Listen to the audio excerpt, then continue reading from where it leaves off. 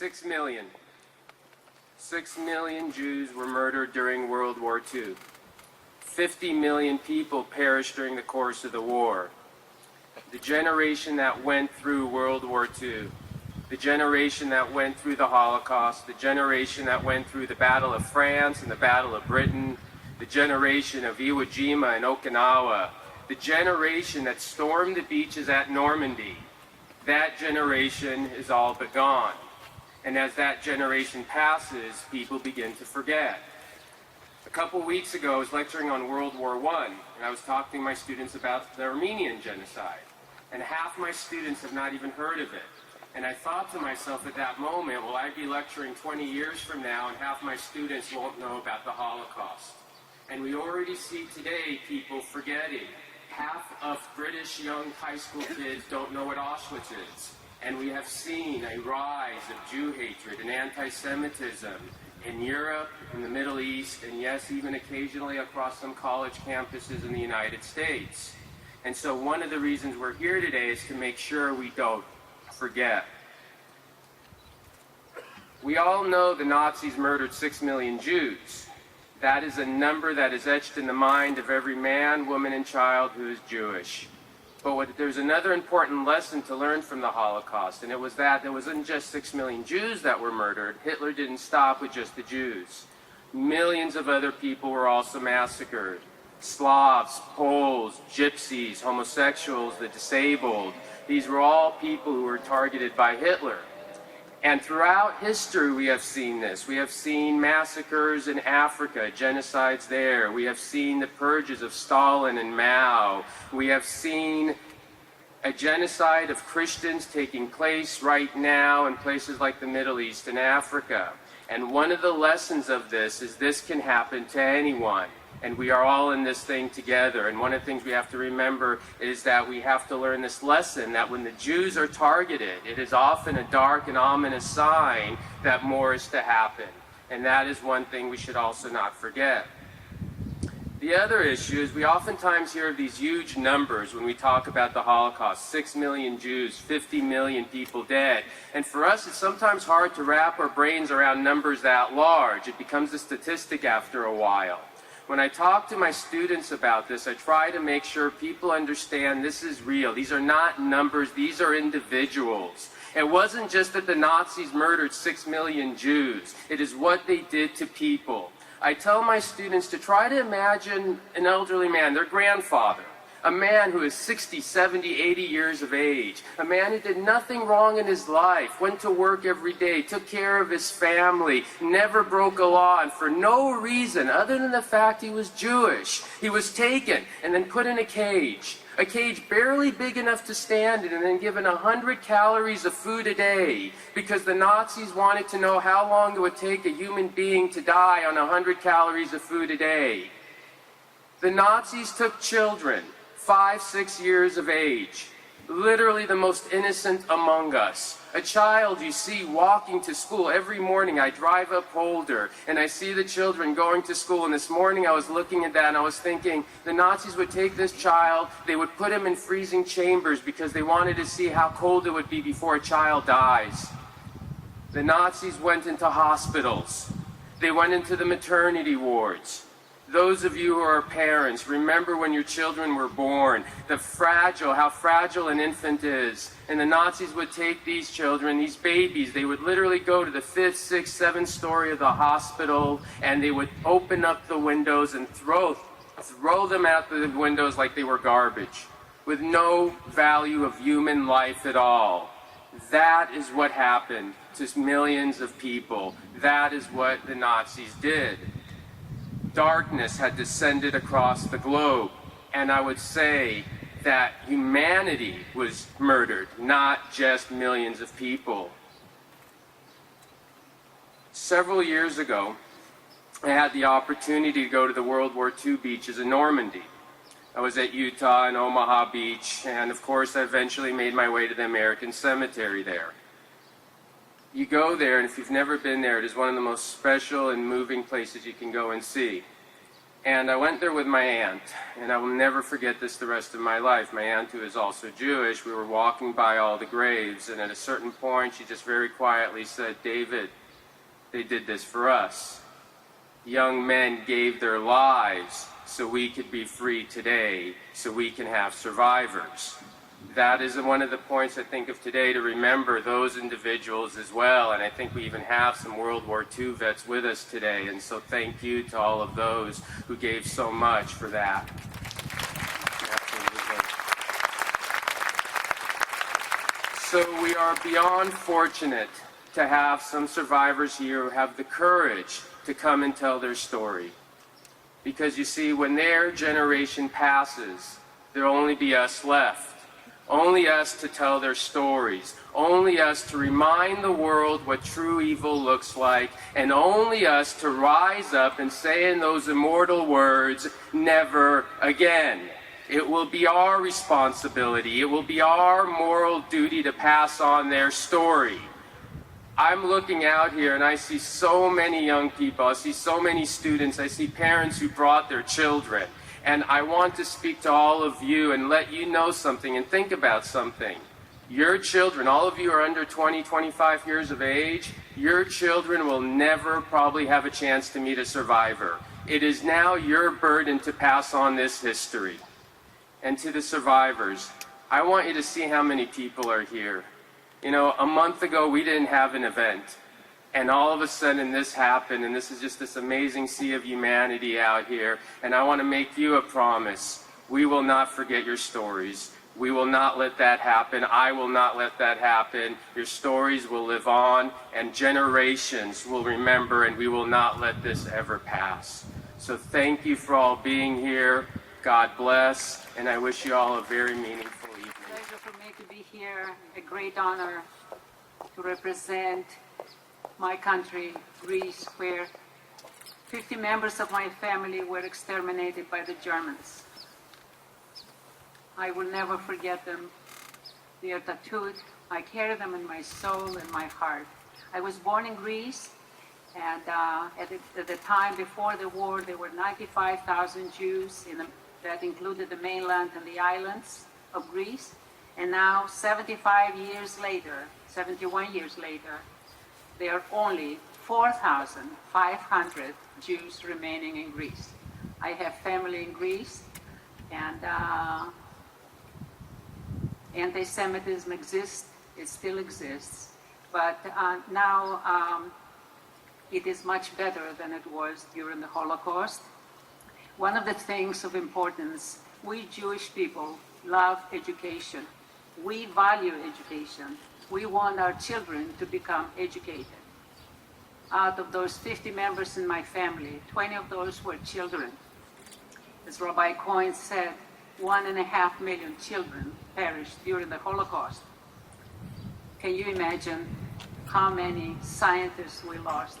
How many doctors and physicists and attorneys and musicians and professors? The loss is great, but thank God, after the Holocaust, the gates of education, the floodgates opened, and then Jewish children in Greece now, they are allowed to go to the university. The majority of them go out of the country. They come to the United States, or they go to England to become educated, and they also go to Israel. But I am grateful to be here to talk to you because of the generosity of the Greek people, and especially the farmers and the people that live up in the mountains of Greece. A year and a half in the country, and let me tell you, being at that time in the highlands of Greece, it was not the Athens Hilton. It was very primitive, very difficult to survive. There was no shelter, there was no food, and we were in we lived in fear every minute of the day. But I have to give credit to somebody.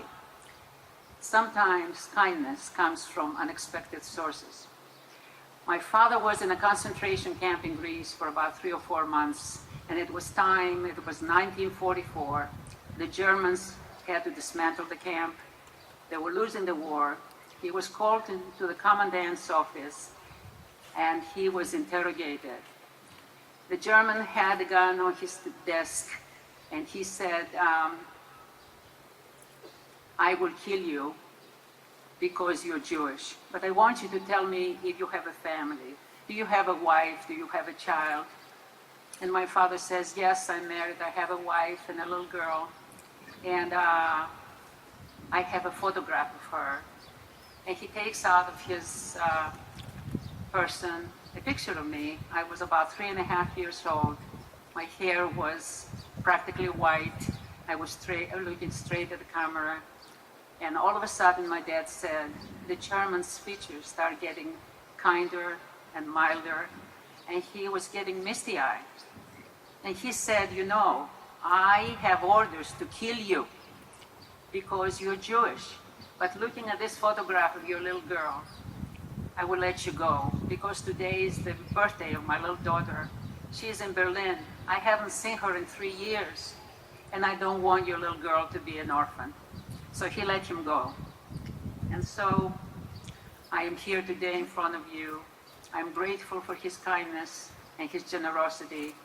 And I hope your children and my children and my grandchildren will never see the fear and the horrors of the war. May all, God bless you, and may all live in peace as we say shalom. Thank you.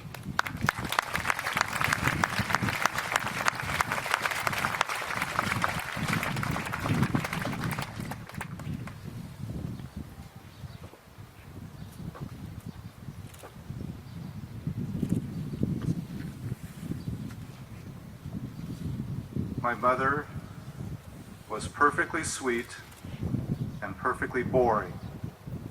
Well, at least that's what Anne Frank said about my mother, Ursula, in her diary, entered July 4th, 1942. And I quote her, "Ever since he met me, hello, has realized that he's been falling asleep at Ursula's side. So I'm kind of a pep tonic. You never know what you're good for." End quote. And continues as she refers to my mom's boyfriend, who later became her boyfriend. My mom and her were not friends, yet acquaintances that used to hang out together until the Nazis invaded Holland. Then both of them had to go into hiding. Before going underground with 17 other Jews in the 2.5-foot crawl space beneath a house owned by non-Jews, my mom miraculously survived 7 visits by the Nazis to take her away. Anne was not so fortunate. Neither was my uncle Ernest, who was murdered by the Nazis at Auschwitz. My mom would speak at schools. Countless students heard her message. Like the words of many survivors, her message echoed the one we hear tonight, that hatred and intolerance led to genocide.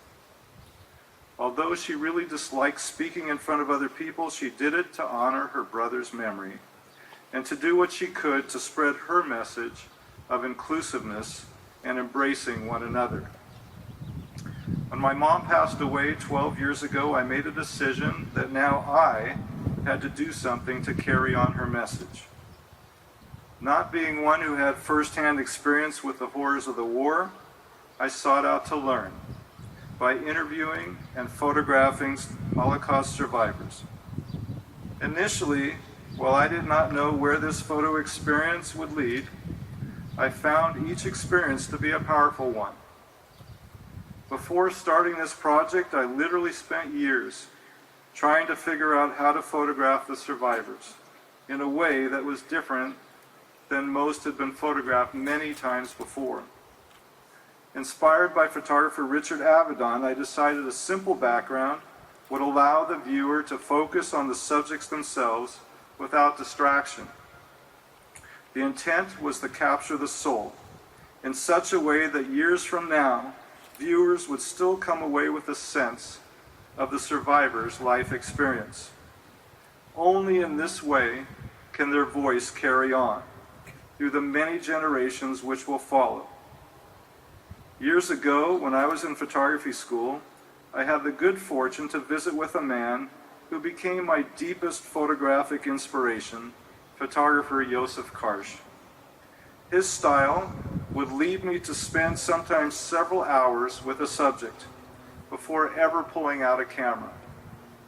By hearing their words and their experiences, only then could I determine the direction that the photo shoot would take and what about them that I felt important to pass on to other viewers. In a world where we, as responsible citizens, work towards making the world a better place for future generations, it is my hope that we all become active participants to ensure that this horrible tragedy that befell the Jews and many others will never happen again. Elie Wiesel said, "When you listen to a witness, you become a witness. Tonight, you all become witnesses." Dr. Jacob Eisenbach is a 93-year-old Holocaust survivor from Poland. He immigrated to the United States with his wife and firstborn child in 1950. He has practiced dentistry for 60 years until his retirement in 2015. Today, he will be talking about his astonishing life while in the grip of Hitler's Third Reich for 5 years, and how hatred, discrimination, and intolerance have led directly to the Jewish Holocaust. He is the sole survivor of a loving family of about 100 people. Torture and mass murders of numerous ethnic groups throughout thousands of years have scarred mankind's history. It has been and continues to be Dr. Eisenbach's mission to eliminate the scourge of all genocides from the human race. Please welcome my dear friend, Dr. Eisenbach.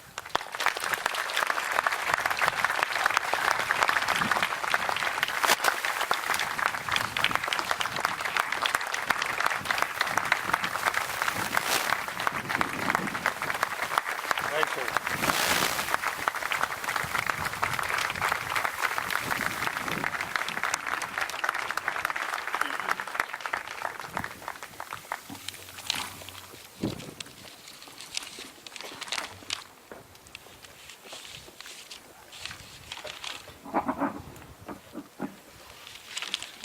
I want to make sure everybody can hear me. People way back there, can you hear me? Good.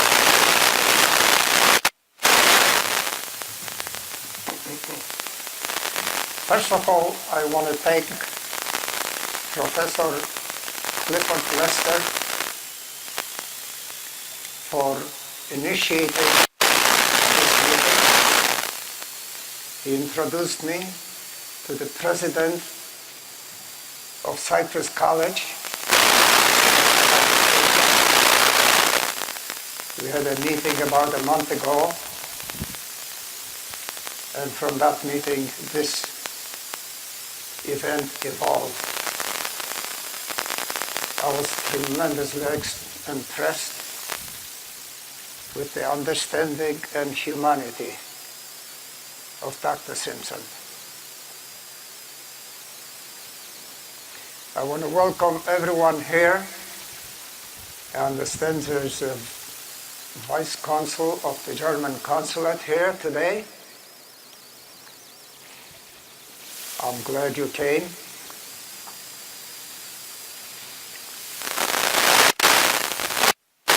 There are many friends, former patients of mine, and I thank everyone for coming.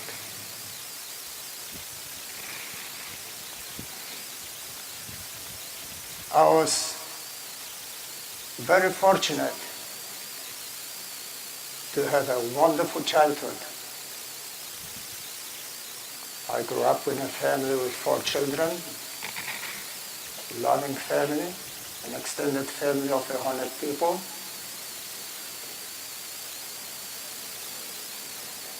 My parents had a special talent of making each one of their 4 children feel like they're the most favorite ones.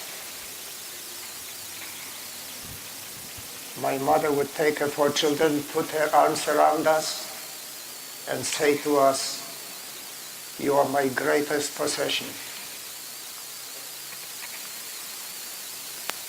She died 1 year before the war. She didn't go through the Holocaust.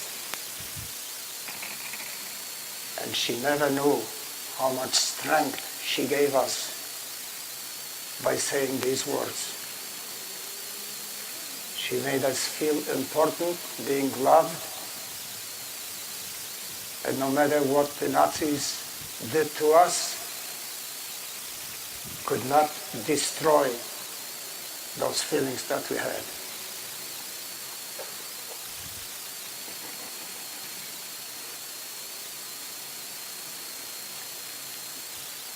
The nightmare began on September 1st, 1939.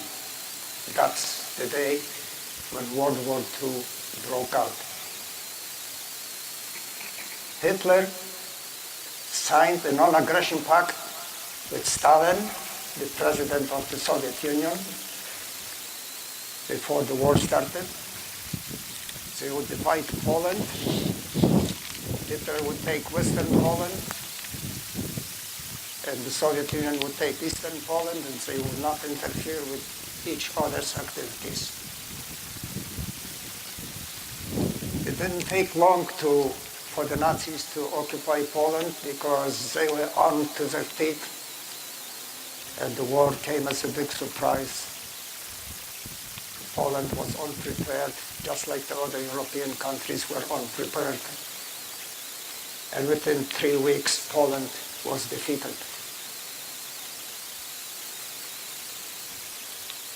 I come from the city of Lodz, second largest city in Poland after Warsaw, the capital. There were 700,000 people in Lodz, and half of those people were Jews. Many of the Jews escaped to the Russian part of Poland because they were scared of what the Nazis may do to them. About half of them escaped. And that included my oldest sister. She was 19 years old. She escaped with several of her girlfriends. The Nazis started building a ghetto in the Lodz, surrounded by barbed wire, watchtowers every 200 feet with Nazi guards with machine guns and searchlights. And it was impossible to escape. They ordered all the Jews to be in that ghetto by May 1st, 1940, just a few months after they occupied my city, and announced that any Jew found outside the ghetto after May 1st, 1940 will be shot to death on the spot.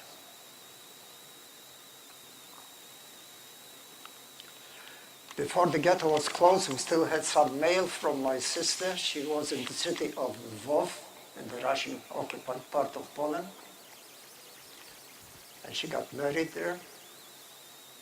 And once the ghetto was closed, we were completely isolated from the rest of the world.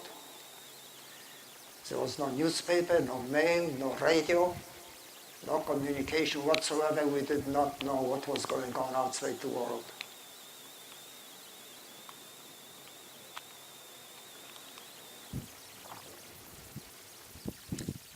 After the war, I met a lady who was from the city of Lvov, where my sister was, and she told me what happened to the Jews of the city of Lvov.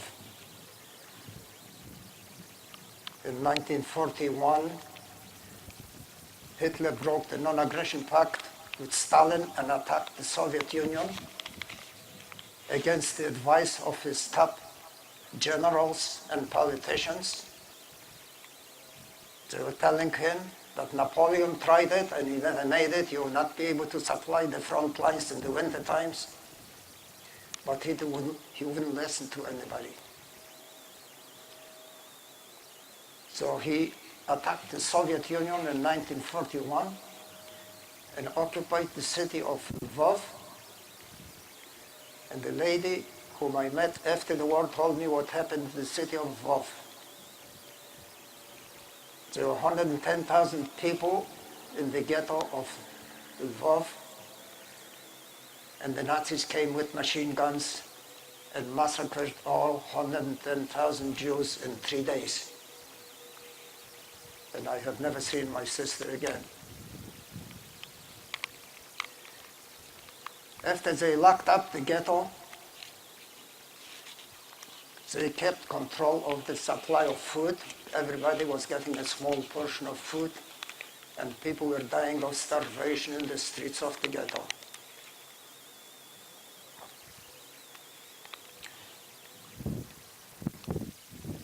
There was a typhus epidemic in the ghetto, and my youngest brother, 11 years old, developed a high fever.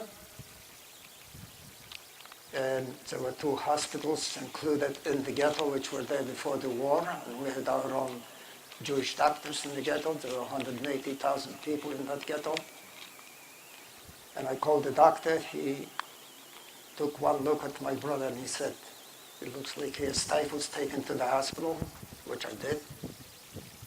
And the next morning, I was passing one of the 2 hospitals. It was not the one my brother was in. And I saw a big cattle truck. And they were loading patients from the hospital, live people on top of each other, 20 layers, guarded by Nazis with machine guns. I started running to the other hospital where I took my brother in the day before. And I came across one of these trucks. There was a companion in the driving compartment, companion to the driver. The streets were deserted, and I started looking at that truck to see if I could see my brother. I couldn't see him. And the companion pulled out his rifle, started shooting at me, but he didn't get me because I was in front of an apartment building, and I ran into the apartment building. So this truck continues in their own direction, and I continued in the direction of the hospital, and then I see another truck in front of the hospital doing the same thing, loading patients, 20 layers on top of each other. So I went to the back of the hospital, and there was a crowd of people there. And nurses were handing over people over the fence to save them from the Nazis. It was an 8-foot fence. To this day, I don't know how I did it, but I claimed that fence. And I go to the room where my brother was, and he wasn't there. So I asked nurses, "Where's my brother?" And they told me that he was taken out 15 minutes ago. He was in that truck. And I have never seen him again.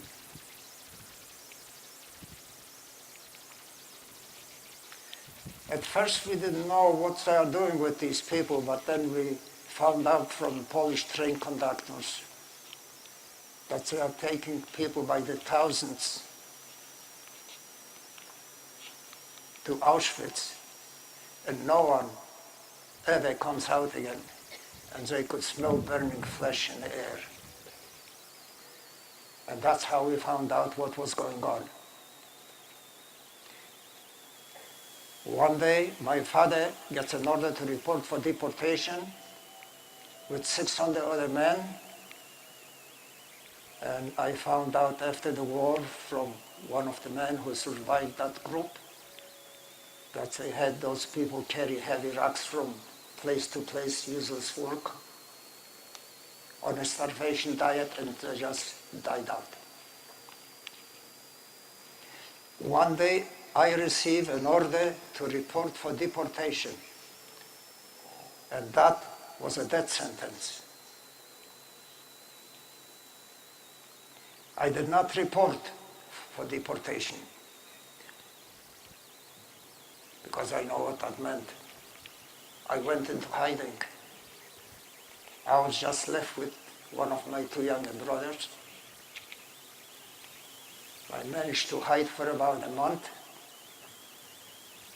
After a month, the police caught up with us. My brother was not ordered for deportation, only me. He didn't have to go. And when the police caught up with us, my brothers could have said to me, Jack, I know where you're going and I'm not going. But this is not what he said. What he did say is, our entire family is now gone, it's only me and you that are left. Now they're taking you away. I'm not staying here by myself. I'm going with you. Wherever you go, I go. Whatever happens to you will happen to me. That's the kind of a bond we had in our family. They put us in cattle trains, 150 people per car, standing room only, 3 days and 3 nights. And we knew that we're going to Auschwitz. Eventually the train stops. They told us to get out. And my brother and I were sure that we were in Auschwitz, but we were not. What happened is when the Nazis broke the non-aggression pact with Stalin and attacked the Soviet Union, they lost 4 million men at the Battle of Stalingrad. And that was the turning point of the war. They started losing the war. And because they lost so many people, they took their own people out of the war production and put them on the front. And in the last minutes, they ordered the train conductors that I was in with my brother to change directions. We were on the doorstep of the gas chambers, but we were not in Auschwitz. We were in the city of Skarżysko in Poland, which had an ammunition factory before the war, operated by the Polish government, and the Nazis took it over. And there was a Jewish concentration camp adjoining this factory with 6,000 people in it.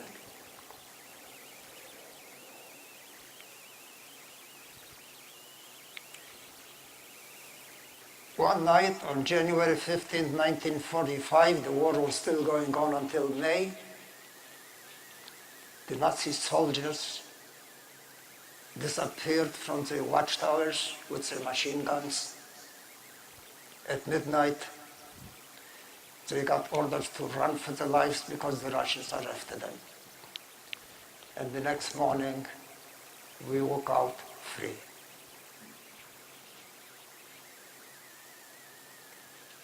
My brother and I were born in Poland, we were raised in Poland, we were Polish patriots. I enrolled at the university in my hometown and he joined the Polish army. Within 2 years, at the age of 22, he got the rank of colonel, 1 rank under a general, which is unheard of. And he was in command of a division of 10,000 soldiers.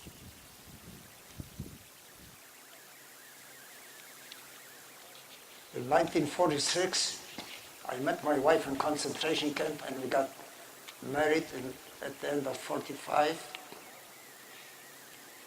And there was a pogrom in the city of Kielce. I don't know if you all know what a pogrom is. Some anti-Semitic groups went out into the streets of the city of Kielce and killed 43 of those few survivors of the Holocaust. And that happened 1 year after the war. And my wife and I decided we are leaving Poland, and 3 months later on, we were out of Poland, but my brother remained in the Polish army. And the army decided to send him to the city of Białystok, which which has been known to be an anti-Semitic city. So before he went there, he changed his name from Sam Eisenbach to Stanisław Adamowski, as Polish as you can get it. And one day he comes home from his office, that was in 1947, 2 years after the war. Some anti-Semite was waiting for him inside his home, and as soon as he got in, he put a bullet in his head and killed him. And the police was so anti-Semitic, they refused to investigate who did it. So there was some anti-Semitism in Poland, but in fairness, I have to say that there were many, many courageous humanitarian Poles who risked their lives to hide Jews under the ground. If the Nazis found them out, they would have shot them to death. But they did it anyway.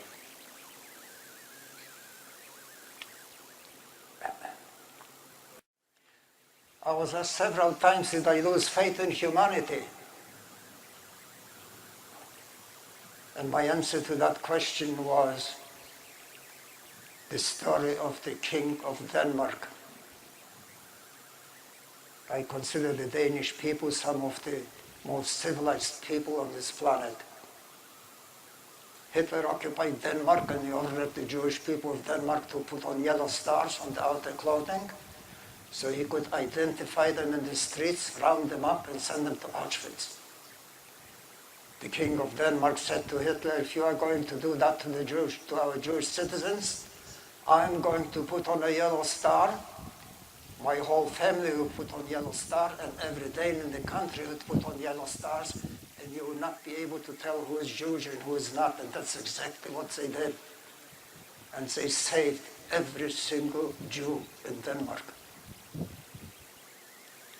Then the King of Denmark was concerned that Hitler may find out some other ways to identify Jews, so he loaded them on ships and sent them to Sweden, which was a neutral country. It was not occupied by Hitler, and Hitler could not reach them in there. So all these people survived.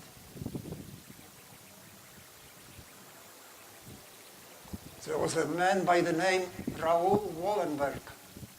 He came from a Swedish aristocratic family, and he was appointed ambassador to Hungary.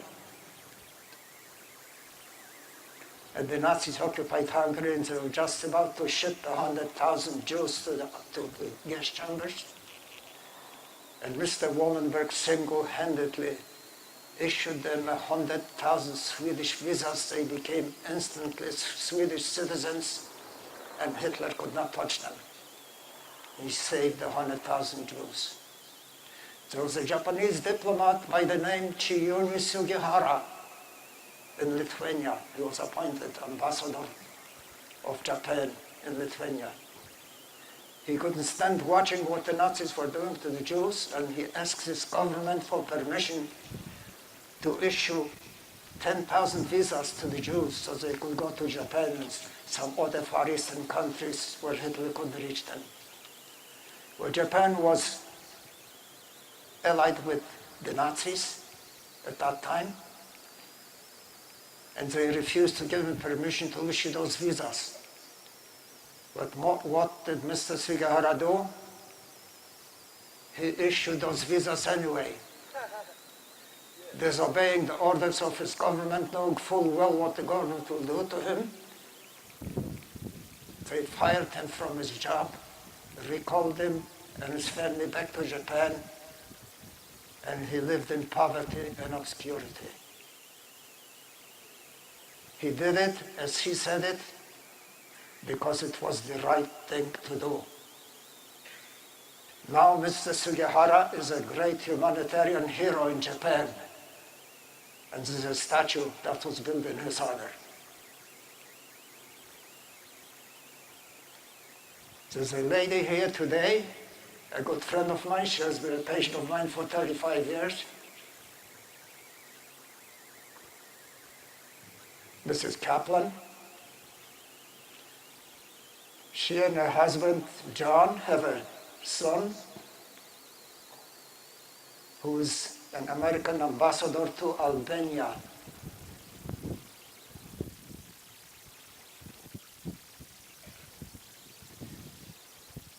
His Excellency Donald Lu,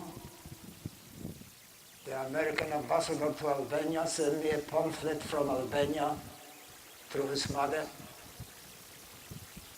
And the title of that pamphlet was Albania Saved 100% of the Jews.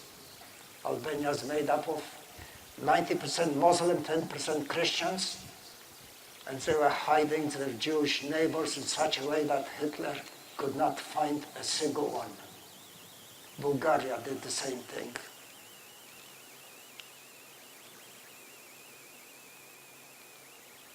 All these humanitarian people were revolting against what Hitler was doing to the Jews.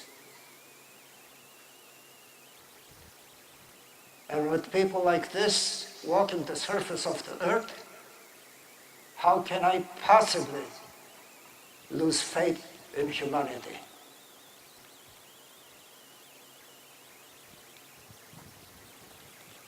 Mahatma Gandhi of India, what a great humanitarian he was. He wanted the British to leave, and he wanted freedom for the people of India. Well, the British wouldn't leave, so he went on a hunger strike. With each day of that hunger strike, he became weaker and weaker, and the people of India became more and more upset.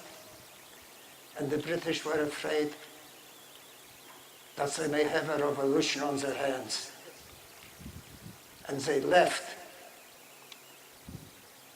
And Mr. Gandhi won freedom for the people of India without firing a single shot.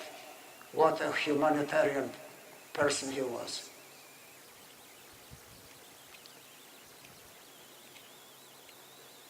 Sometimes people ask you, do you feel like having revenge?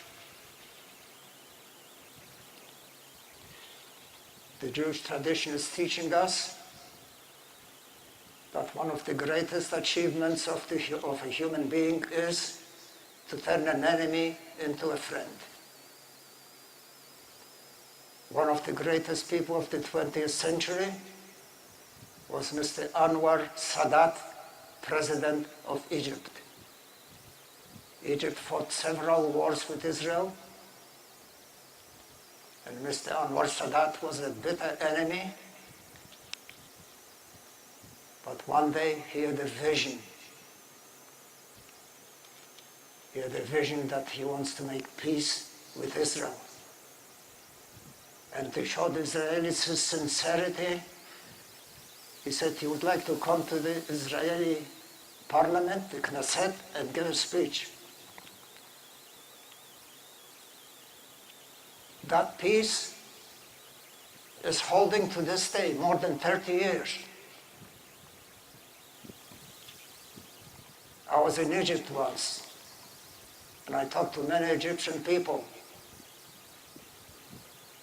They were all in support of what Anwar Sadat did, signing the peace treaty with Israel. They don't want any wars. They want to live in peace. They don't want to lose their husbands and sons and friends and relatives in wars. Peace in the Middle East is possible if they had leaders like Anwar Sadat.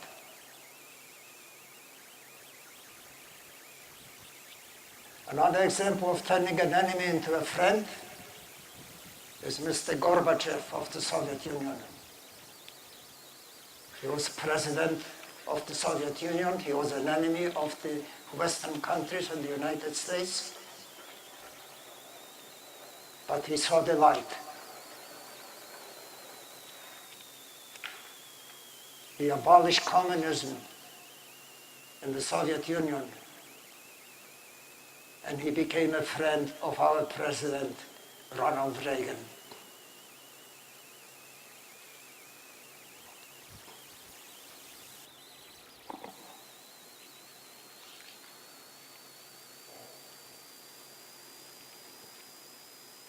In conclusion, what I would like to say is that there were genocides throughout thousands of years of human history, and those murders and tortures have scarred man's history. And it is my people's mission and my mission to eliminate all genocides from the human race. Thank you.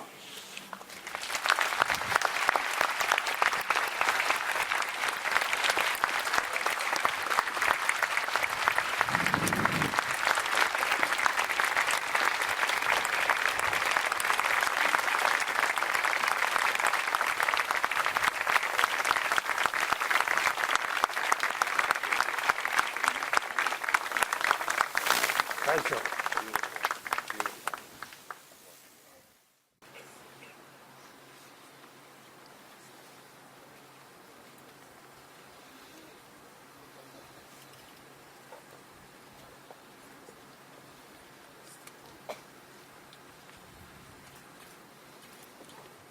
Thank you so much, Dr. Eisenbach.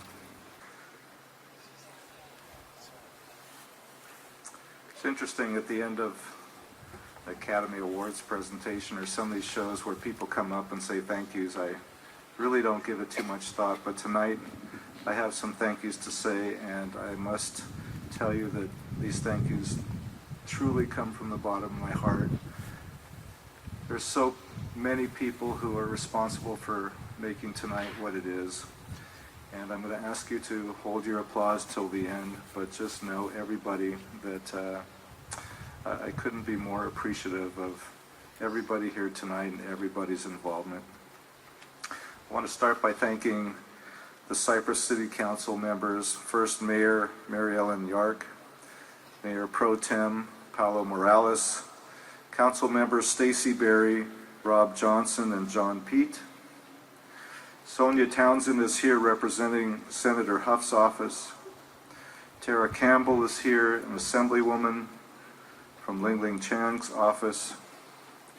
Jeremy Tran is here from the Orange County Board of Supervisors.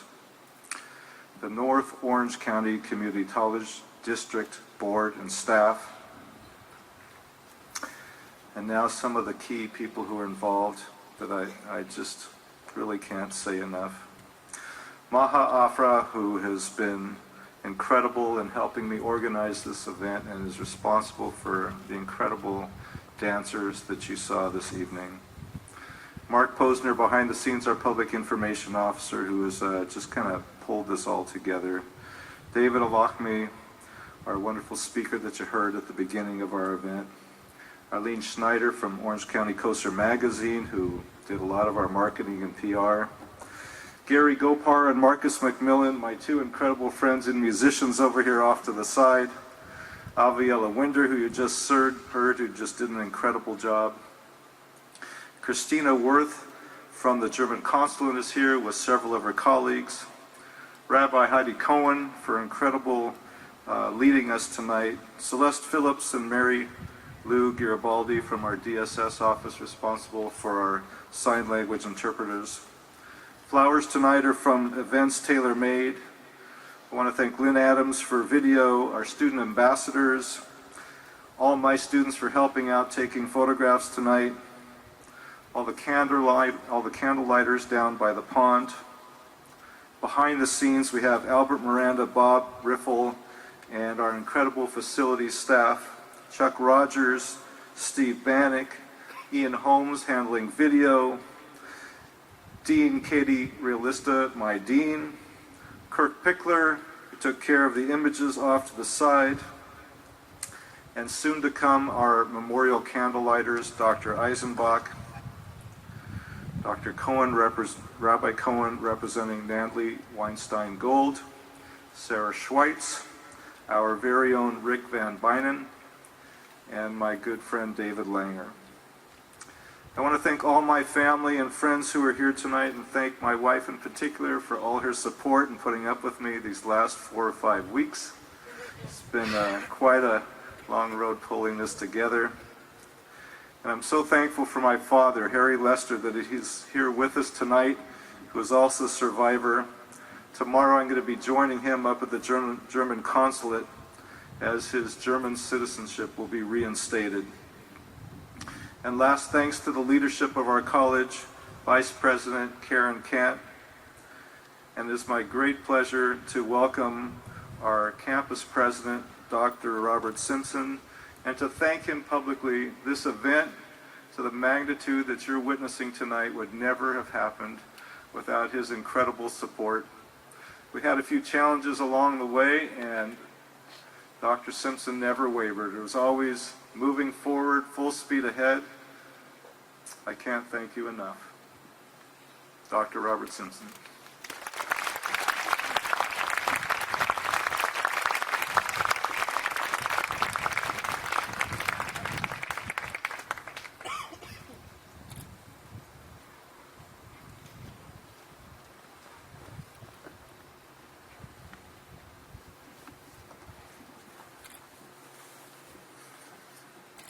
Honored guests, members of the community, and members of the Cypress College family, thank you for joining us this evening as we remember and honor those who have been lost due to hatred, bigotry, and intolerance.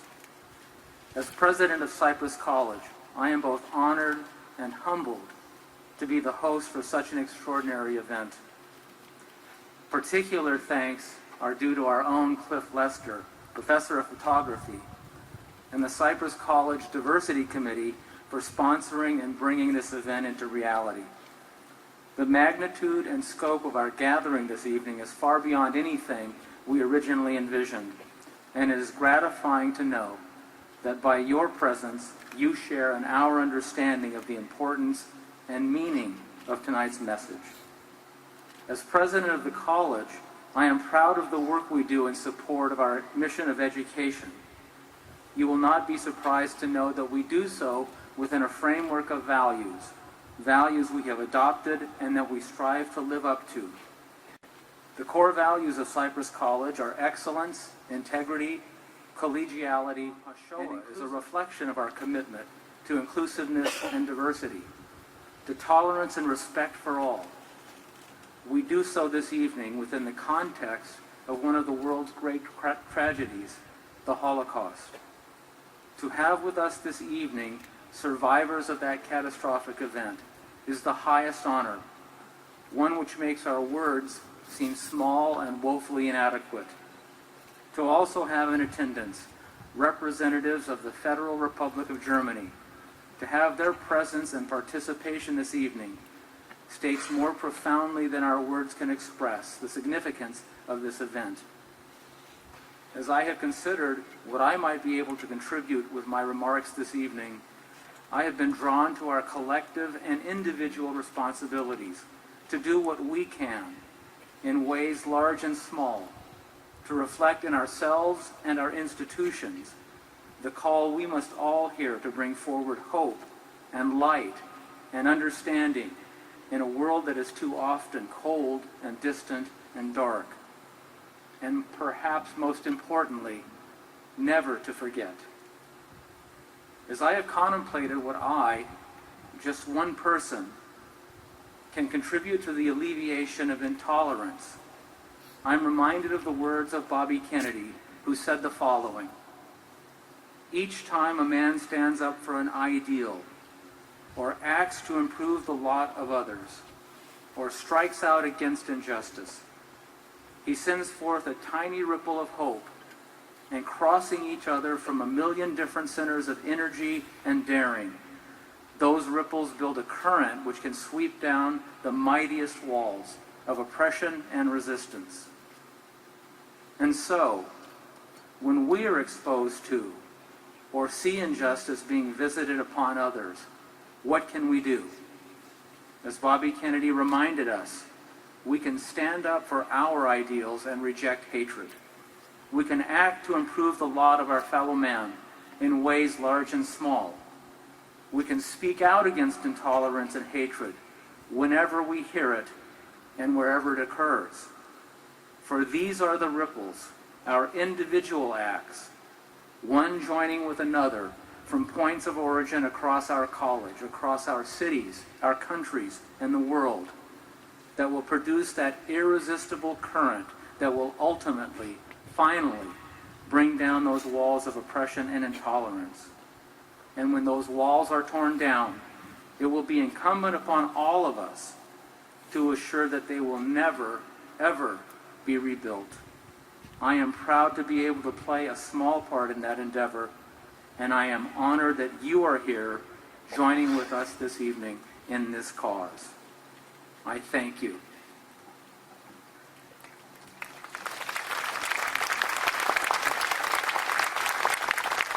It is now my honor to welcome to the podium a representative from the Federal Republic of Germany, Consulate General Vice Consul, the Honorable Christina Wirth.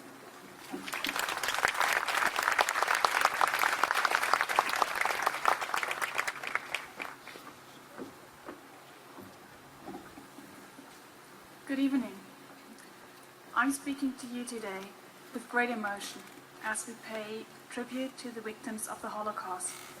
We also commemorate the victims of the genocide of all minorities, prisoners of war, dissidents, and many others from all across Europe. The name of my country will always be linked to the despicable crime against humanity. We must not, and we will not, abdicate our historic and moral responsibility. The memory of the dictatorship, the war, the horrific crimes, all of it is part of our identity. We will never forget. This responsibility also shapes our foreign policy. This is particularly evident in our country's relationship with Israel. With deep sense of concern about our past, we take on the duty to combat all forms of anti-Semitism, racism, xenophobia, and intolerance. We must not sit by idly while people are attacked, slandered, or injured because of their faith, their race or color, their origin, because of a disability, their gender, or sexual orientation. Today, we are excited to see that new possibilities of communication and travel make it easy to shape our modern relationships. Our youth in Germany, as well as in other countries like Israel, is reaching a new form of self-esteem. They are establishing international friendships, they visit each other, and they share their ideas about their perception of this new world. We are proud that these developments lead more and more Jewish citizens to reclaim the German citizenship that they were deprived of during the Holocaust. When these people come to the consulate, I speak to them and I hear most incredible stories of the survivors. And most of them almost tell me about the family members they lost in the Holocaust. We can never forget that this happened. And our confrontation with the past is the moral compass that guides our actions, so that Jewish citizens and all people can live in peace and in security in Europe and everywhere else in the world. Thank you.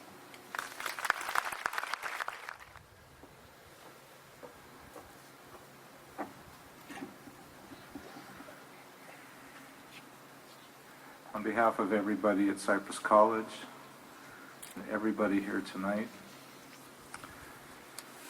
thank you so much. It was an amazing evening. Thank you so much.